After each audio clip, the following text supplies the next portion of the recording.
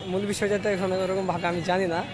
তো আপনি এই জবাবটা অন্য জমা থেকে নিতে পারেন। এসেছি আমরা, আমাদের সমাবেশটা হলো যে কি আমাদের আমাদের ভাইদেরকে হত্যা করা হয়েছে, অনেক ভাইদেরকে গুম করা হয়েছে এবং কি আমাদের তাদের উচিত একটা বিচার চাই আমরা। এবং কি এখন পর্যন্ত ছাত্রলীগের ওপেনে তারা রাজনীতি করে বেড়ায়, ওপেনে স্লোগান দিয়ে বেড়ায়, সেটার এখনো বিচার হয় না। কেন হয় না? প্রশাসন অবশ্যই, কিন্তু প্রশাসনের সব জানে ছাত্রলীগ ধরে নিয়ে যায়, প্রশাসন কিন্তু ছেড়ে দিবে। এটার দাবিতে আমরা আজকে এসেছি। মূল বিষয়টা তো এখন ওরকম ভাবে আমি জানি না। তো আপনি এই জবাবটা অন্য জমা থেকে নিতে পারেন। 5 তারিখে কি বলবে সরকার?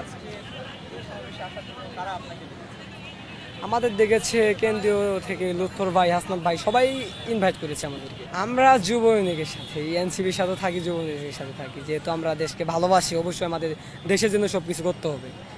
দল যেহেতু দুইটা হোক, কিন্তু দেশের জন্য আমাদের ভালোবাসতেই, আমরা দেশকে ভালোবাসি, আমাদের দেশের জন্য আমরা কাজ করি।